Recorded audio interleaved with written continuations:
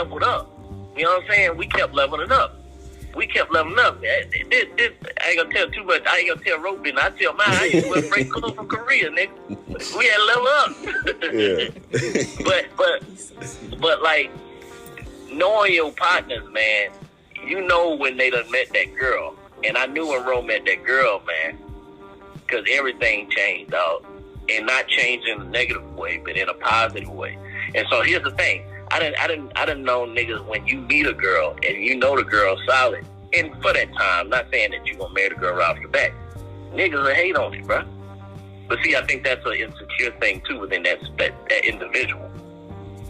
Man, why you got to be with that girl? Why you got to do this? Like some of our niggas really told Ro that, man. Man, we supposed to be in these streets. Man, nah, this nigga, we almost 30. Time to settle down. You know, but being around positive black couples, for me, I know has been a blessing in mine. Because Ro is one nigga I can say, I love that nigga. That nigga that showed me how to be peaceful. They call me stuff for a reason, bro. I was wild as hell, man. I was wild as hell. People don't even know his name. They don't even know the real name.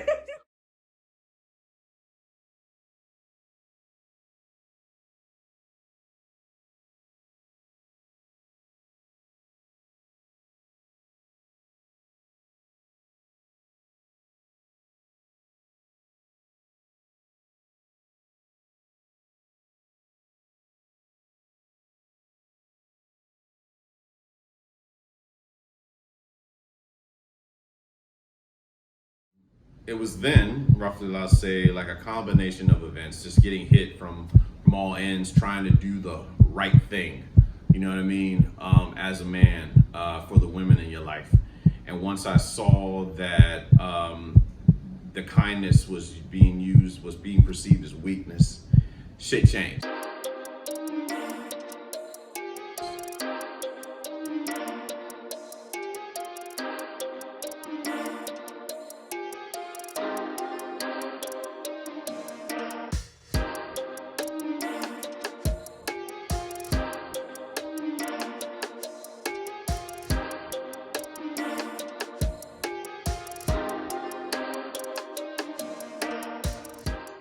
When did you give up on love as you knew it coming of age? If I'm being honest with myself, and I guess what the question is asking is like, when did I give up on the idea of what I thought love was? I would have to say, like, actually taking time to look back at what I, one, thought it was, and two, being involved with someone and giving pretty much everything. Pretty much giving you everything that you got, if you thought loving, you know what I'm saying, to do to a woman. Giving all of that to this woman and roughly being, it falling on deaf ears, if you will.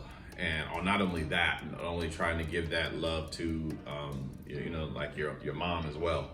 You know what I'm saying? And like, it didn't matter. It didn't matter what lengths I would try to go for them. You know what I'm saying? It just wasn't well received. And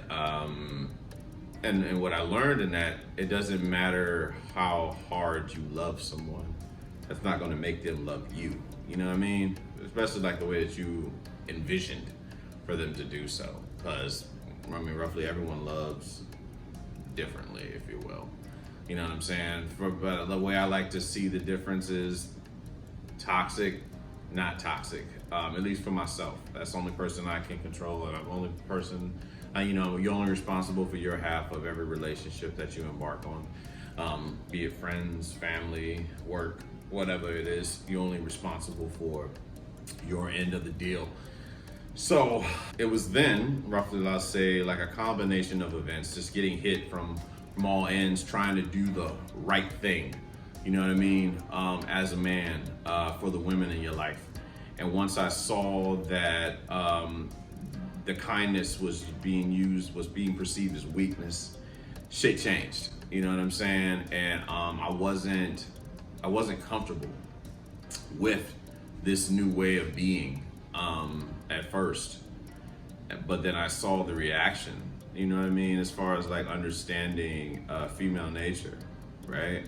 Because most of the time, the love that we're looking for is usually from the opposite sex, right? Well, unless, obviously, you're gay or whatever, you want it from the same sex, but, that's a whole nother story and shit I know nothing about. I won't be able to speak on that heterosexual logic here or emotion. You get what the fuck I'm saying. So to see this engagement, how the engagements would change, and like I was coming off, looking back at what I know now, was coming off very desperate. You know what I'm saying? And whenever you treat someone like a celebrity, they're going to treat you like a fan. So what changed for me was learning to just treat people as human, right? When it comes to love, not putting them on pedestals, just recognizing them, letting them know they're valued. But you think you got to understand is that, like, when you give certain attention to certain personalities, those personalities have already, everybody's got their own, issues within themselves. And sometimes when you give a certain type of love, which it also, again, you got to understand that some people equate love to attention. And when they're given a certain amount of attention that they're not used to dealing with, it's like being a kid in Toys R Us, with one of those them sprees or whatever, them Christmas shopping sprees or whatnot. You can just get whatever you want, and it's a great feeling that you get. And the thing is, it's a high, and there's a high. The thing about a high is that eventually you have to come down, but we get addicted to this. I believe we get addicted to this feeling, and like with love or whatever, that we don't want to lose. But everything's temporary, in this life that we live. Even us, we won't always be here. We won't live forever. Eventually, we're going to go somewhere else from this earth, wherever that is. And same for our relationships. You know what I'm saying? Like, it shouldn't be treated as if they're not going anywhere. It should be treated as if, it's a hotel. It's a temporary stay. And when you're gone, be appreciative for the time that you had spent. And some of us get very, very possessive when it comes to love, which is almost like fear. You know what I mean? Like we're afraid to lose this high. We're afraid to lose this person. We're afraid to lose this feeling. And it wasn't fear that brought that to you. It was just naturally being engaged with someone that enabled you to feel this way, you know what I mean? But when we recognize it, we put a label to it, we're like, I don't want to lose this. So we start to act erratically, I believe we start to act erratically with individuals. And so I was in a situation where I was afraid to lose that person. I put my identity into that person instead of learning to love myself.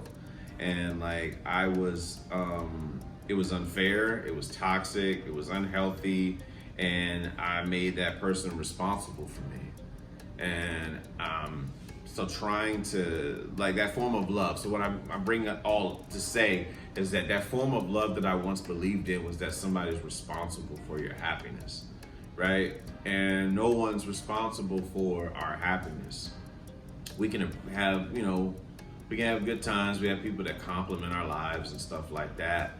But when I hold someone responsible for the fact of whether I'm happy or not, that has nothing to do with that individual, but only me. You literally can be given the world. I mean, I practically, my instances that I spoke of earlier with my mom and, the lady I was involved in, the ones that I would be head over heels for, rather. It didn't matter how hard or how much love I gave, they weren't able to receive it. And that had nothing to do with me.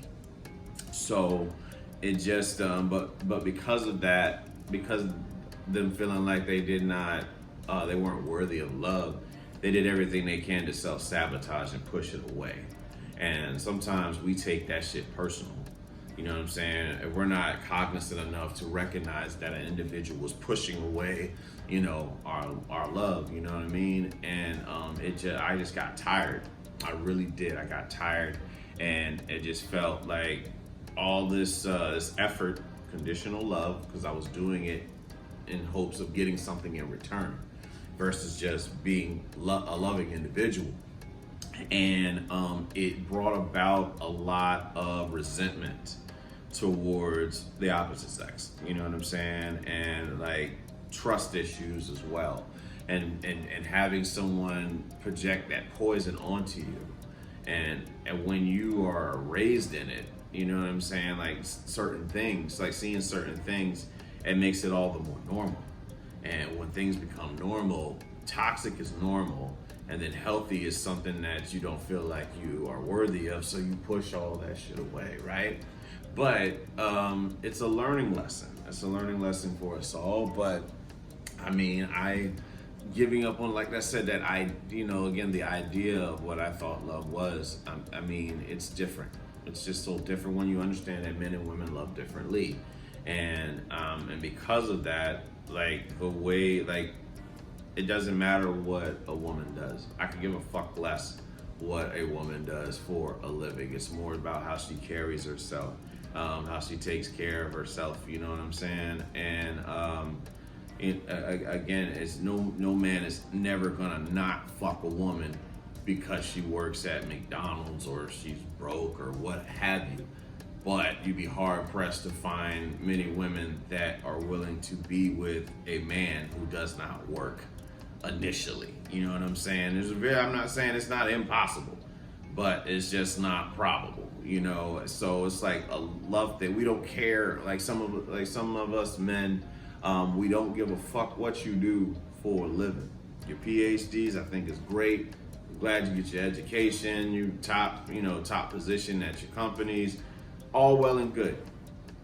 No man is never gonna not be with you, you know what I'm saying, once you're in their life based off of your position or your educational level.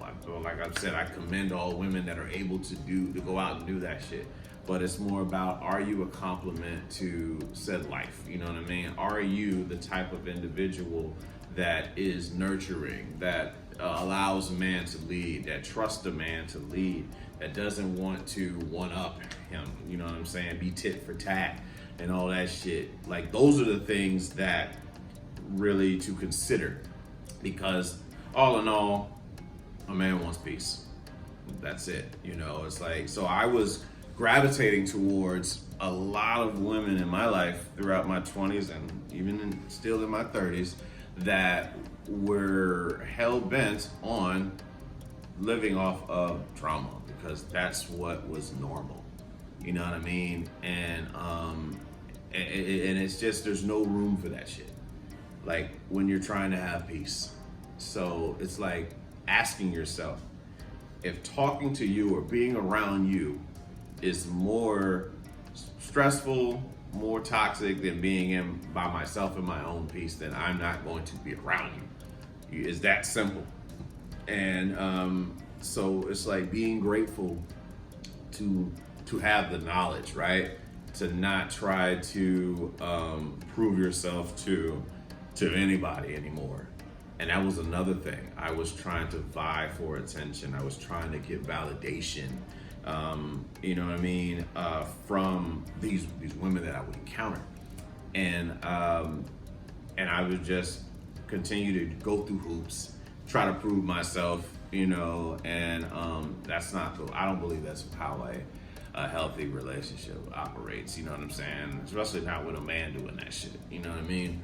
But like recognizing peace and compatibility too, you know, because you can, you know, people can be peaceful, but then you also have to add on, like, are they compatible? Like, there's just this, like, do you mesh?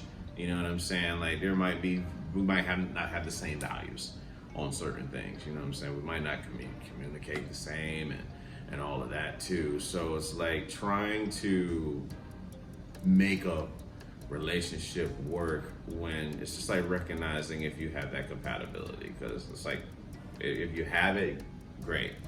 Are there relationships that work, you know, from dealing stuff out? Sure, great. Man on his purpose ain't got time for that shit. You know what I'm saying? It's like, all right, we're going to, this is the deal.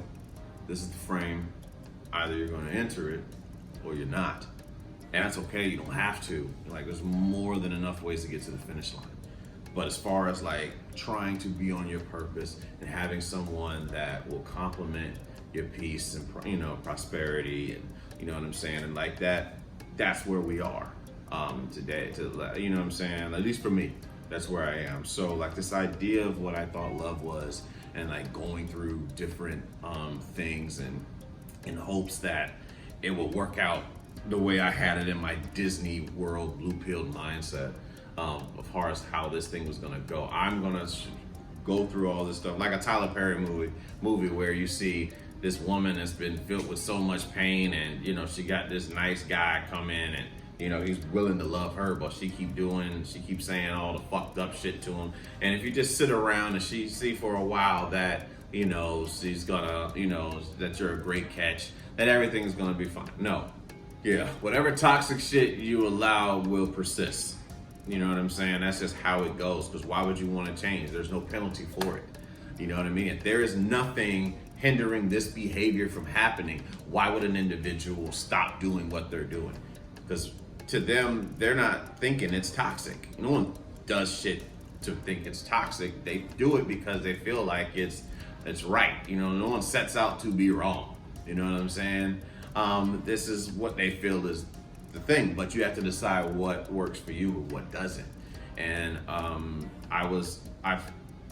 during those times, those blue pill times, beta times, I was allowing this shit to just happen to me.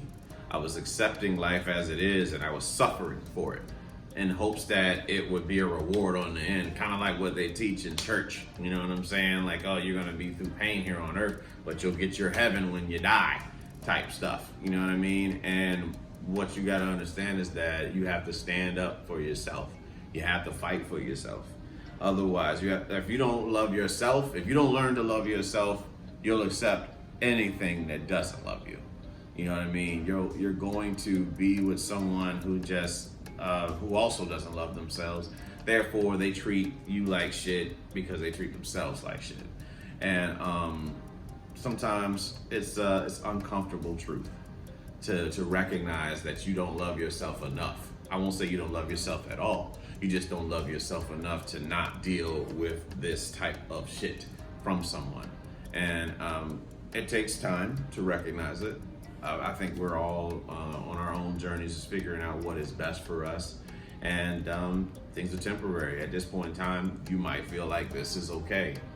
And then another point in time when you get more knowledge of yourself, you decide that this is not okay and that you have to remove yourself because you've outgrown this particular treatment in life, this behavior in life. So when did I give up on love as far as I knew it coming of age?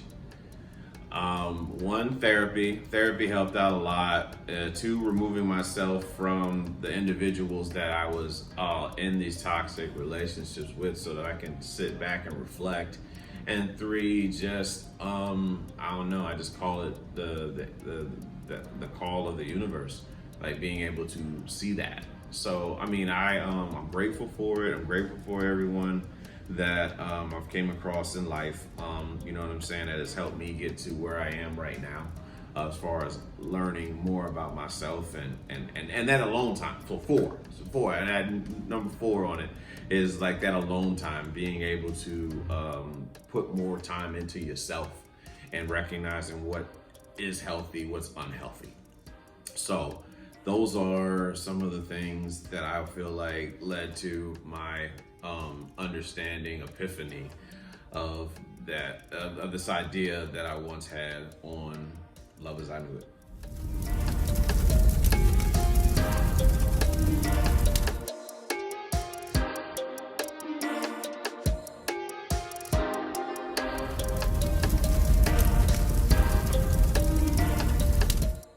What do you do when you get burnt out by life?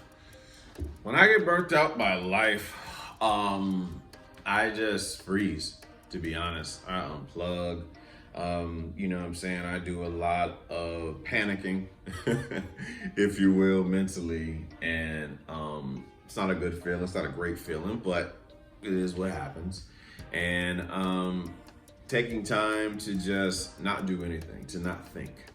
Burnout comes quite often when you're highly productive, as I would say as I see myself, and it's part of the process. You know, it's come from part of you not feeling like you're doing enough to get where you want to go, and then like the anxiety of like trying to control things. You know what I'm saying? What can I say? Shit happens, and I'm like at a point in my life where when I do get burnt out, I throw my hands up because I don't owe anything to anybody, and no one owes me anything. You know what I'm saying? Like that's the one thing to remember. Sometimes you just get on this like you get in this pattern, and you're working for yourself. And now you want to include the people in your life. You know what I'm saying? Trying to be there for them, and then before you know it, being there for yourself turns into mainly being there for others. And then before you know it, it's quicksand. It was like a quicksand thing, and then you have no energy left. You get burnt out. You don't have anything left for yourself because you've given it to everybody else. So it's once you recognize that thing, you have to sit with yourself and be like, you know what? I know that I could do a lot of things for a lot of people, but I'm actually going to take time for myself and not feel guilty about that. That's a big thing for a lot of us. Is not feeling guilty for doing something for yourself. And I think that for those of us who believe in mental health, spirituality, we understand that nothing anyone does is about us. So like if a person is not able to do whatever with you, to not take it personal, that they're doing what's best for them. But there are some stingy, selfish, manipulative people that will take it personal when you do things for yourself. And that's those boundaries are there to discover those type of people so that you know not to be around them but so often. You know what I'm saying? To be in cahoots, communication, whatever it is, you know what I'm saying? Like you're learning to the people that value you. No one who values you will ever be upset with you doing what's best for you. That is what I believe in, and life has shown me that. Because there was a point in time where I had a lot of people in my life where if I didn't do what they say, then it would be passive aggressive. It would be cold shoulder and all this shit. You know what I'm saying? And you have these abandonment issues. So I would become something I'm not just to feel connected. And what are you really connected to? Trying to fit in, right? Instead of belonging. And there's times where you just have to take it for yourself. You really do. You really do have to have time for yourself and learn to spend time with yourself. Learn to enjoy your own company, and things work out for the better. I know that I've gone through some pretty interesting relationships throughout my life, trying to fit in, trying to be heard and loved, trying to be whole. And there is nothing outside of me that is greater than me. And the same for anyone else, you know what I'm saying? But I believe burnout stems from trying to be bigger than human. And I'm notorious for it. I know I am. I know I'm notorious for trying to just push myself to a higher level. You know what I'm saying? Like in my life and become whatever this is. And that is how powerful my ego can be at times. Is I want to try to be this, and if I'm not able to get to this, then I'm not worth anything, right? That's what the negative self-talk, and from years of experience and things that have happened, things that we've made about ourselves, that's what we've taught ourselves. But in actuality, you're fine just not doing shit. And I discovered those moments. I discovered that in those moments where I get burnt out, and I just say, I I'm not able to do shit, right? I have to back up. I have to let everyone do whatever they're doing, and they're gonna have to figure out their own shit. You know what I'm saying? And I have to handle my own. It's not my responsibility to you know what I'm saying, to make someone happy. It's not, and there's not their responsibility to make me happy either. But somehow, you know, like again, if you've been raised to be responsible for somebody's happiness, it's hard to tear yourself from that mindset. You know what I'm saying? You get caught up in this idea that I have to be there for them all, and you're not Superman. You're not. You know, you can try it all you want. I mean, you have the possibilities of doing it, but that anxiety that comes with it is not fun. It's not. And burnout is, I've gone through it a lot this year, especially now as I'm trying to, you know, work on a couple goals, some big goals, you know what I'm saying? And like, that's the beauty of it though. It's like pushing yourself and allowing yourself to go to the unfamiliar territory and doing it and feeling like you are, but like I said, you're alone in this. And there's some missions that you're gonna have to go alone in life, and because you're ultimately responsible for you, because it's your life. And so, you know, when I get burnt out, I just sit with my thoughts a lot, and remember all the things that I've done to get to where I am, and what I've done. You know what I'm saying? And that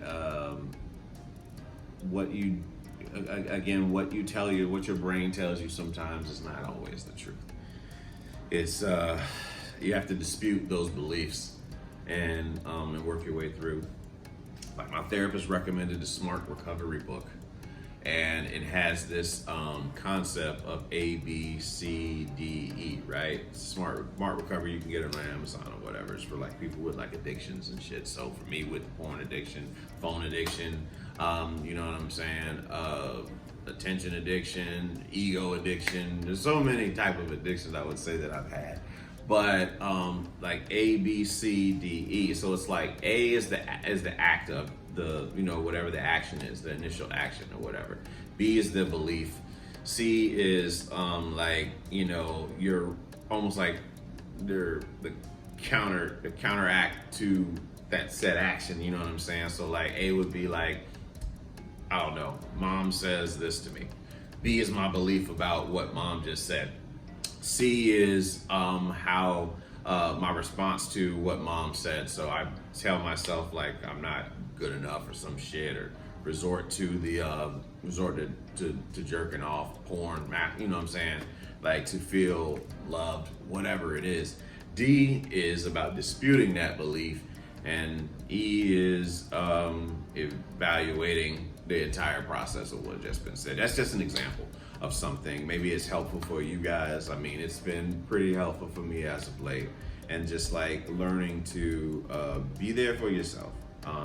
You're not able to do that for everybody for a long period of time without finding some burnout. So that's where I find myself. When I know that I've been burnout when I've tried to be there for everything and everyone. And it's not my responsibility to do so. You're not with taking on what your own things that you have going on within your life. You have tasks, you have things. If you're like me, you know what I'm saying, I write down just about everything that I'm gonna try to do. Trying to manage this show, trying to go to the gym, trying to spend time with loved ones, trying to, travel, trying to, just do all these things, you know, but you also have to make time for yourself. And that's what I love that I'm able to do is now, you know what I'm saying, is remembering when I used to make time for self, like going to the beach, you know, I used to talk about that shit all the time, and somehow getting away from that, like I have to make it a priority to go once a week. So, just making time to do so, and we'll make time to do so. It's just like whenever you recognize it, just start over. That's all you got to do is just start over. It doesn't matter how many times you fall. Don't give up on yourself. You know, don't give up on the person you're becoming. You're gonna make mistakes, and you just keep pressing forward. So, burnout. When I get burnt out, I take time to reflect, I breathe, and I get back to it.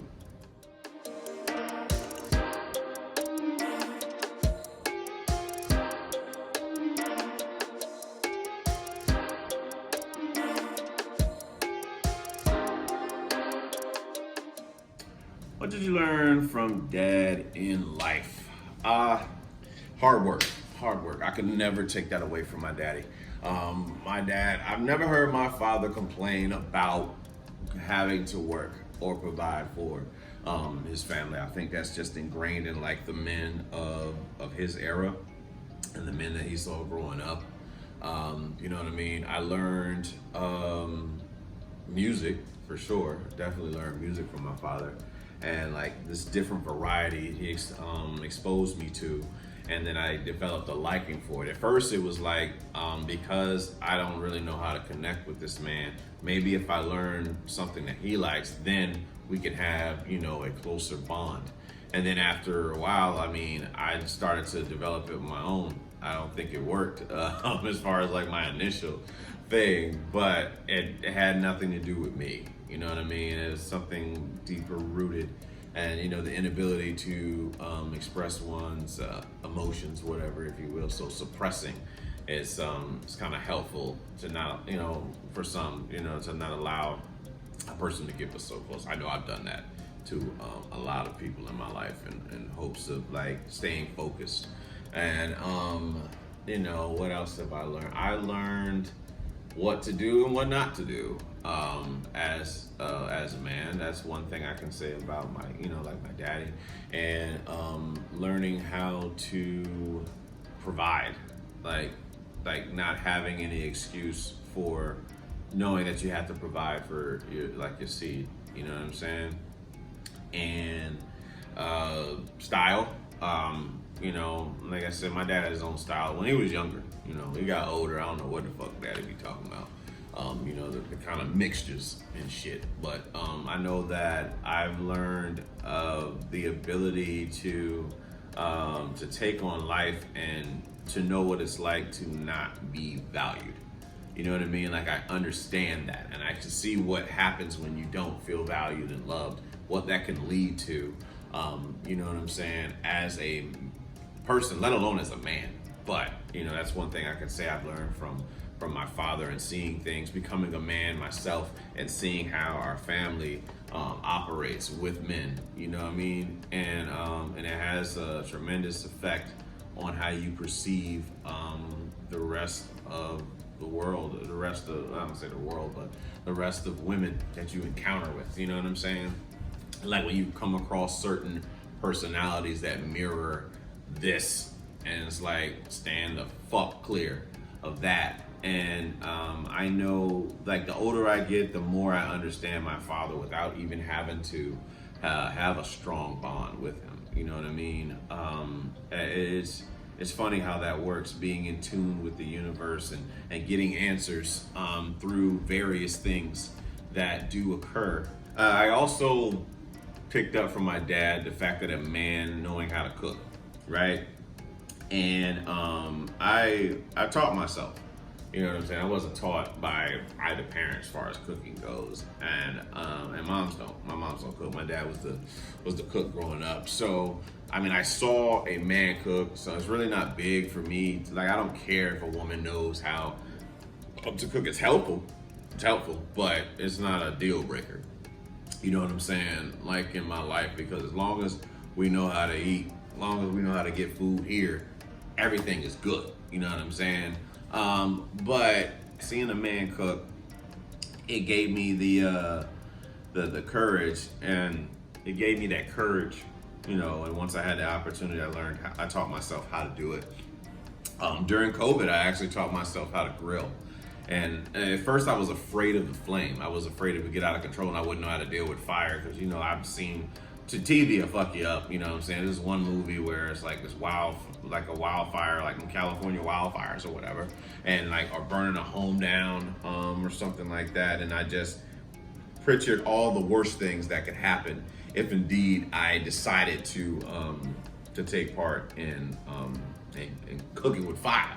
And but I learned how to deal with fire. I learned to I'm still learning, for that matter. I stay a student when it comes to cooking, and I learned how to cook it, like to grill chicken, grill ribs, grill burgers, dogs, and it's the temperature, it's the timing, and all that. And I know that a lot of it came from seeing, my father handle himself in the kitchen.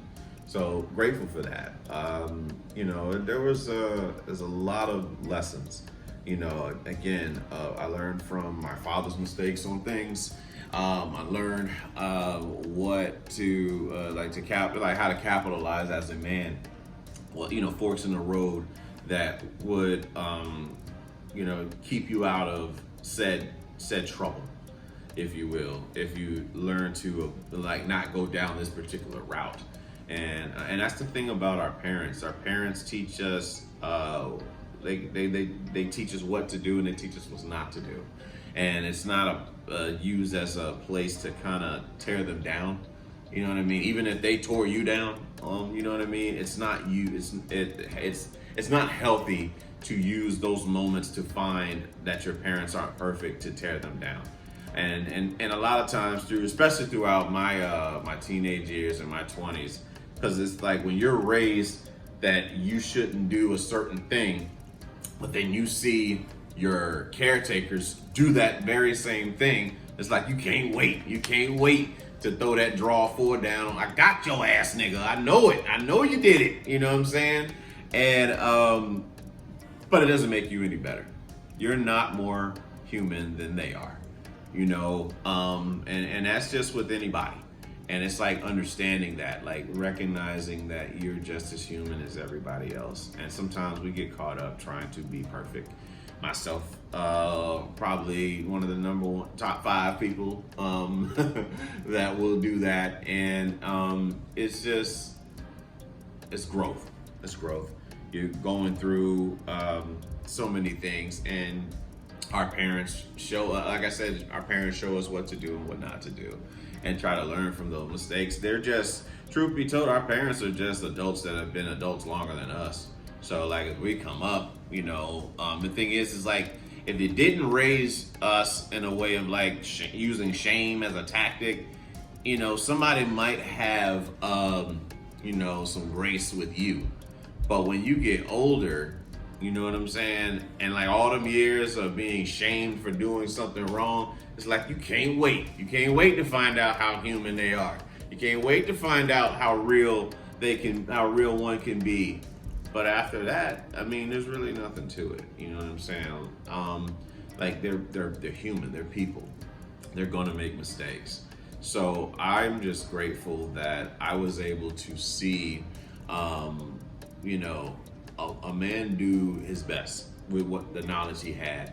You know what I'm saying? And learn to extend that very same grace that I wanted at some point in time. And pain can be a motherfucker. And like, how have you seen people manage pain and deal with pain growing up around you will probably be the determining factor of how you as well manage pain when you get older. As far as like forgiveness and being able to move on, or going back to what hurt you, and Stockholm syndrome and a whole bunch of shit, So, but my pops taught me a lot,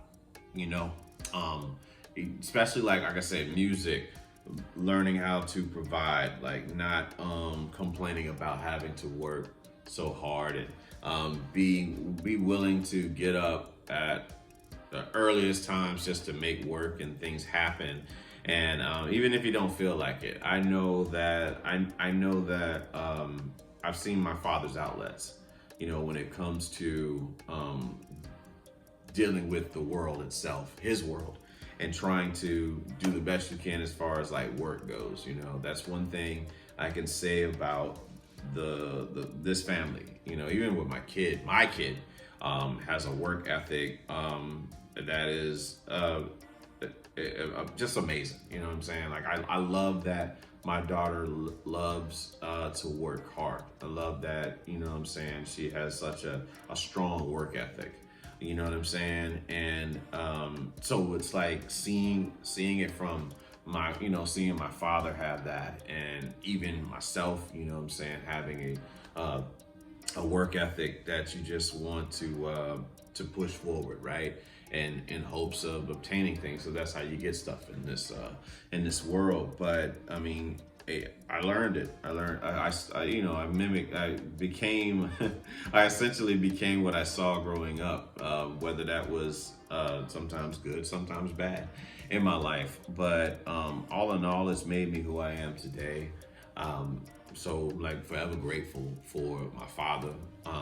Number one, impregnate my mama with this face, you know what I'm saying, and my mom pushing out this boy 9 months later, and just having all the experiences that I've had. Like you can be upset about a lot of things in life, but you don't get yourself today without everything that you've gone through. So it's like learning forgiveness, learning to not just forgive your parents, but forgive yourself for what you didn't know. Everybody was doing the best they can with the knowledge they had at that particular time. If they had more knowledge, if they had proper knowledge, that your knowledge that you feel like you have. If you feel like, you know, they had the knowledge that I had, then they wouldn't have done that. But they didn't have it because that's my knowledge. You know what I mean? And it's confusing, but you'll figure the shit out. But you know, truthfully, I just want to take time to thank my father and tell him that I love him unconditionally. You know what I'm saying? As well as like all the other fathers around the world, whether you were there for your kid and or not. You know what I'm saying? The fact that we're all here because of that half. You know what I'm saying? So I'm wishing positive and healing energy for anyone whose father is still with them. You know what I'm saying? And practicing forgiveness in hopes that we all can forgive one another, in hopes of mending our relationship so that we have some form of memories to pass on to our family. But that's really what it's all about, just passing on that energy, like the memories and those lessons, so that the next generation can be a hell of a lot better than what we have. So Daddy, I love you. Happy Father's Day, and go Greyhound, leave driving us.